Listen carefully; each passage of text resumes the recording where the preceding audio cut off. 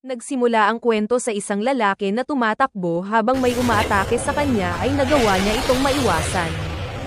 Bigla itong tumigil at muling siyang inatake kaya sinuntok niya ang lupa para maharangan ito. Ito ay si Akatsuki Osawa. Nagawa ng mga maid na matali ang kanyang dalawang kamay pero hinila niya ito at sinalo ang dalawa, at dinilaan ang tenga nito at nanghina. Nagawang makatakas ng isa pero nabigla ito dahil nawala ang kanyang bra. Nagpatuloy ito sa pagtakbo. Pagbaba nito sa puno, naramdaman niya ang iba pang mga maid at nagawa siyang palibutan ng mga ito. Sinabi ng maid na bumalik na ito sa kanilang kastilyo. Sabay-sabay umatake ang mga maid pero nagawang makatalon ni Akatsuki habang nasa itaas. Nagawa pala nito makuha ang mga panty at bra ng mga maid. Naglabas ng sandata ang maid at sinabi na hindi niya hahayaan na makalampas ito sa Otherworld Gate. Umatake ito diretsyo kay Akatsuki. Samantala, nakipagkita si Akatsuki kay Listy pero nilampasan lang niya ito kaya pinigilan ito ni Listy. Sinabi ni Akatsuki na dahil natalo na niya ang Dark Lord na si Garies ay hindi na dapat siya manatili sa mundong ito, at dahil mayroong din siyang gagawin sa kanyang mundo. Naiyak naman si Listy at humingi ng tawad, bigla naman itong hinalikan ni Akatsuki kaya nabigla si Listy at sinampal si Akatsuki.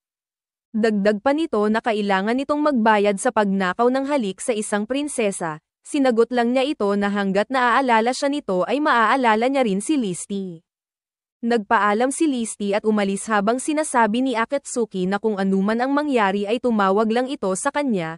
Tumawid na din si Akatsuki sa portal, nang makabalik ito sa kanyang mundo. Sa pagbukas ng kanyang bag makikita ang isang babae na nakahubad, ginising niya ito. Pero nagulat ang babae dahil siya ay walang suot na damit. Sinabi ni Akatsuki na alam niya na magugulat ito kaya sinabi niya na kumalma lang. Sinabi din nito na nasa mundo siya ni Akatsuki at magpahinga muna siya. Kinuha niya ang kumot at nagtakip. Tinanong niya si Akatsuki kung bakit siya nakahubad. Pero tinanong ito ni Akatsuki kung tanda ba nito na nakakapasok siya sa mga dimensyon. Nagpakilala ito na siya si Akatsuki Osawa at kilala din siya na ang rogue hero sa mundo ng Alizard. Nagpakilala din ito na siya si Mew, kinabukasan. Habang nakasakay sa kotse sinabi ni Akatsuki na magpanggap ito bilang kanyang nakakabatang kapatid na si Mew Osawa. Na matapos niyang mawala ay nagkita silang muli sa Alizard at bumalik sa mundo gamit ang Otherworld Gate, pagdating sa building ng Bubble. Sinabi ng doktor kung narinig na ba nito ang Summoning Syndrome, isa itong supernatural na pangyayari 30 years ago. Libo-libong mga batang lalaki at babae sa buong mundo ang bigla na lang nawala at napunta sa ibang mundo. At kalahati lamang ang nagagawang makabalik gamit ang Otherworld Gates na nag-e-exist sa mundong ito. Sa pagbalik ng mga ito sa mundo ang lahat ng natutunan nila sa kabilang mundo ay magagamit din nila sa mundong ito, kaya ginagawa ng educational institution na mas kilala bilang Bubble. Dahil nagawang makabalik ni Mew ay may karapatan itong mag-enroll sa Bubble. Matapos iyon dinala sila sa isang facility upang masubukan ang kanilang skills at pwede nilang gamiting ang kahit anong sandata sa loob, kinuha ni Mew ang espada.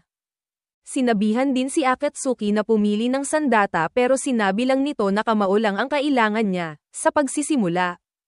Unang sinubukan si Mew at agad siyang inatake pero gumamit si Mew ng spell na nakapagpatalsik dito, hindi naman makapaniwala ang instructor sa lakas ng kapangyarihan ni Mew.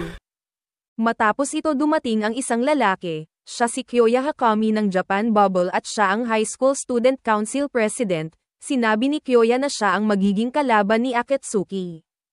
Naikinatuwa naman ni Akatsuki, agad itong umatake pero nagawa itong maiwasan ni Akatsuki.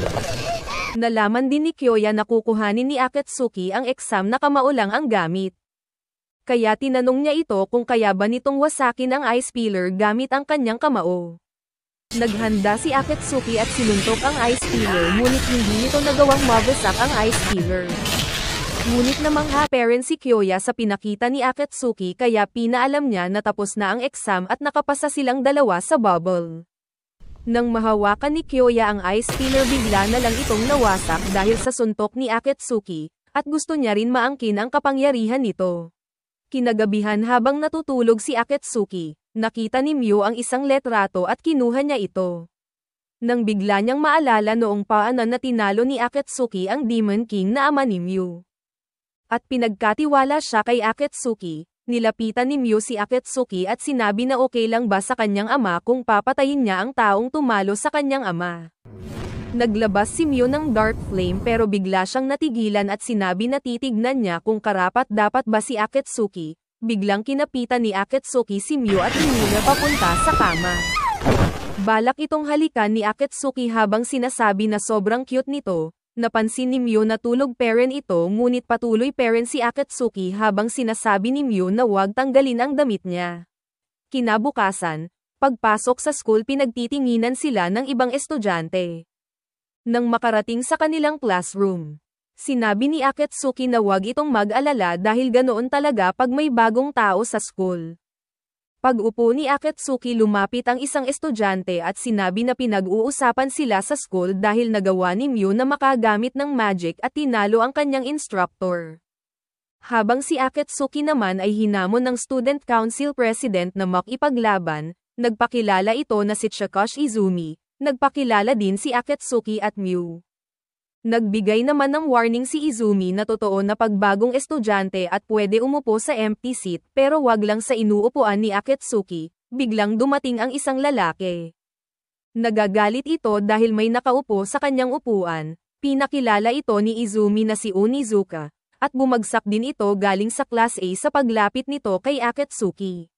Bigla na lang itong tumalsik palabas ng room, kinapitan ito sa muka ni Akatsuki at sinabi na parehas sila dahil fan din siya ng pangbubuli, pinigilan ito ni Mew kaya binitawan niya ito. May dumating na 4 na estudyante. Sinabi ni Izumi na galing sila sa discipline committee na under ng student council upang ayusin ang mga gulo. Dinala si Akatsuki sa student council office at paparating na rin ang mga officer upang pag-usapan ang nangyari.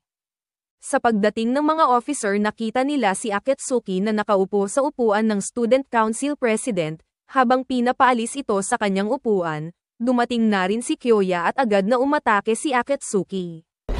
Pero sinubukan itong pigilan ng mga officer gamit ang kanilang mga magic at nagawa siyang palibutan. Sinabi naman ni Kyoya na hindi siya ang nagpapunta kay Akatsuki sa council office. Sinabi ni Haruka na siya ang nagpapunta kay Akatsuki at natutuwa ito sa nangyari, kaya sinabi ni Akatsuki na kaya siya pinapunta upang pasalamatan siya. Pero nagbigay ng warning si Haruka na wag na ulit ito gagawa ng gulo dahil gagawa na sila ng paraan pag naulit pa ito, sa paglabas niya ng council office, habang nag-iisip isang babae ang lumapit. Sinabi na wag na itong babalik pa sa council room at magkasama sila sa isang classroom. Nagpakilala ito na si Kuzuha Daomoto. Sa pagbaba ng elevator sinabi ni Akatsuki na ang ginawa niyang apoy ay mapupunta lang sa wala, paglabas nito mula sa taas dumating si Haruka. Nagagalit ito dahil kinuha pala ni Akatsuki ang panty niya, dahil doon ay paparusahan niya ito, naglabas ito ng armas at agad umatake kay Akatsuki, sa pag-aakala niya na natalo niya ito. Pero nagawa palang makuha ni Akatsuki ang bra nito at tuluyan na buksan ang damit niya, napaupo ito sa hiya habang sinasabi na pagsisisihan niya ito at umalis din kaagad. Samantala sa training ground nahihiya naman si Mew dahil pinagtitinginan siya ng mga estudyante kaya sinabi ni Izumi na isipin na isa itong swimsuit para hindi siya mahiya. Habang naglilinis sila Mew at Kuzuha, 2 estudyante ang may ginagawang kakaiba sa loob, nang may narinig si Kuzuha. Sinilip niya ito nakita niya si Izumi na may kahalikan na babae.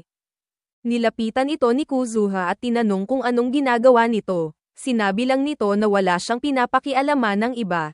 Sa sobrang hiya ng babae tumayo ito at tumakbo pabalik.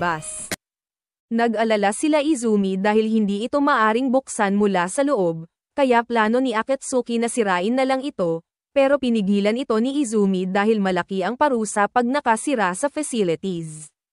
Dagdag pa nito na pagkatapos ng lunch break ay gagamitin ng mga class officer ang kanilang susi para makapasok, at kailangan lang nilang mag-antay. Habang nag-aantay sila hindi naman mapakali si Kuzuha dahil kailangan nito gumamit ng banyo, naiiyak na ito sa pagpipigil kaya tinanong nila si Akatsuki kung mayroon pa itong alam na paraan. Kaya sinabi niya na kailangan niya ang tulong ng dalawa at agad din naman silang pumayag. Pinatayo niya ang dalawa sa tabi ni Kuzuha. Ginamit niya ang kanyang daliri at tinusok sa puson ang dalawa. Nanghina sila Izumi at Myo at hindi alam ang nangyayari. Pinaliwanag ni Akatsuki na hindi siya natuto ng magic sa ibang mundo, pero natuto siya mag-link ng energy manipulation. Dahilan para magkaparehas silang tatlo ng sitwasyon. Tinanong ni Myo kung paano ito nakatulong kay Kuzuha. Sinabi ni Akatsuki na wala na silang dapat ikahiya dahil tatlo na sila na may ihi. Kinagat ni Akatsuki ang tenga ng tatlo at tuluyan ng napaihi. Sa pagbukas ni Haruka ng pinto agad na tumakbo ang tatlo palabas. Nakita naman ni Haruka si Akatsuki na nabugbog. Habang naliligo ang tatlo humingi ng sorry si Kuzuha dahil siya ang may kasalanan ng lahat. Nabigla si Myo na gusto siyang maging kaibigan ng dalawa na ikinatuwa naman niya. Naisip ni Myo na ginawa ni Akatsuki na maging masama para maging magkakaibigan silang tatlo.